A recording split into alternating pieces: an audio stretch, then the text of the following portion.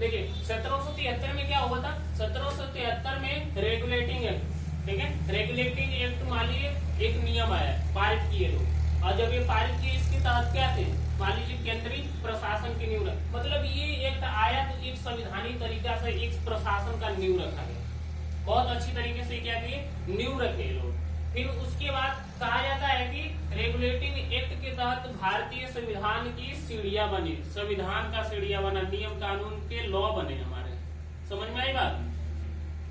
कौन सा 1773 का रेगुलेटिंग एक्ट का जो हमारा क्या था पहले नियम।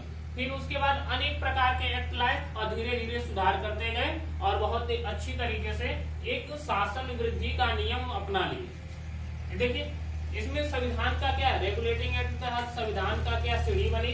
फिर कोलकाता में 1700, ठीक है, 1774 ईस्वी में उच्च न्यायालय की स्थापना के लो न्यायालय भी बना दिए, ठीक है, न्याय करेंगे हम बैठकर, और ये लोग आएंगे, हाँ तुम वैसा फलाना वैसा जाएगा, तुम ये अपराध किए हो, ये सब पूरा सिस्टम बना दिए कलकत्ता में, इसी कहते हैं भारत का राजधानी कलकत्ता बना दिए।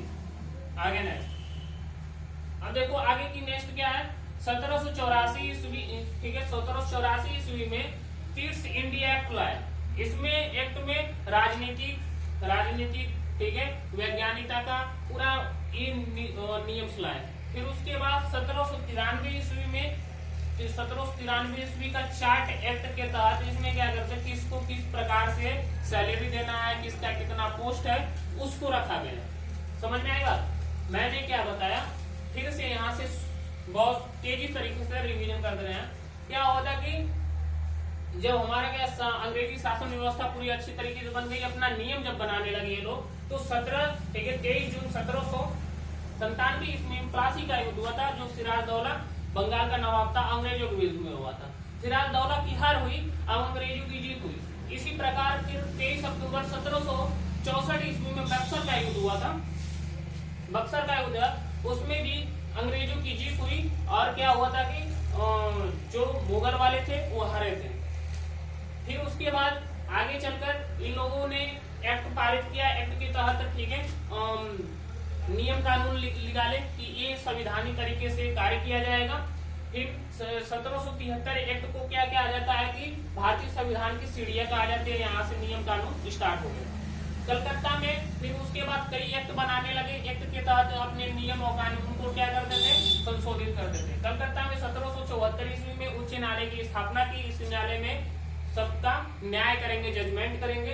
फिर उसके बाद हमारी क्या हो गई, 1784 ईस्वी में ईस्ट इंडिया एक्ट का क्या किए, एक्ट लाए। इसमें क्या कर दिए कि राजनीतिक, ठीक है, वैज्ञानिकता के उपलक्ष्य में देखे गए। 1793 ईस्वी में 1793 का ईस्वी में क्या किए, चार्ट एक्ट लाए। इसमें ये सेट किए कि किस कर्मचारी को कितना वेतन देना है, किस पोस्ट पर रखना है। कितना क्लियर हो गया, ये संविधानिक तौर का एक, ठीक है, प्रमाण है आप लोग का। इस प्रकार से नियम चलाए, और ये कहेंगे संविधान कौन लाए, ठीक है, तो एक प्रकार से अंग्रेज आए। मान लीजिए आप ही का घर है, तो आप जिस घर में रहते हैं उस घर के डेकोरेशन कौन सामान कहाँ रहेगा, पूरा सिस्टम बनाएंगे नहीं, जिस घर में नहीं रहेंगे तो सिस्टम क्या बनाएंगे, समझ में आएगा।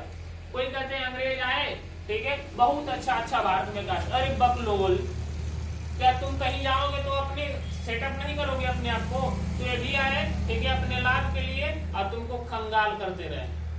जो छुट्टा बोलता है कि अंग्रेज आए बहुत अच्छा कार्य किए, रेलवे बनाया, ये बनाया, अरे इससे पहले भी, ठीक है, था, यदि नहीं रहते तो हम अपना, ठीक है, नहीं बनाते। भारत में नवपाषाण काल युग में क्या हुआ था, पहिए का आविष्कार किया गया, ठीक है, आग की खोज की गई। क्या अंग्रेज उस समय थे आदिमानव थे, तो भारत डेवलपमेंट था। अभी नकल करते हैं लोग, ठीक है।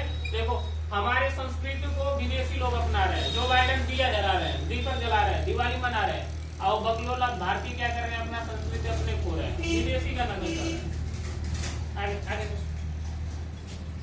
अब जाके देखिए बंगाल के गवर्नर जनरल, अब गवर्नर जनरल सेट, ठीक है, अब गवर्नर सेट किया गया है कि कौन कहाँ का गवर्नर बनेगा और सारी व्यवस्थाओं को देखेगा।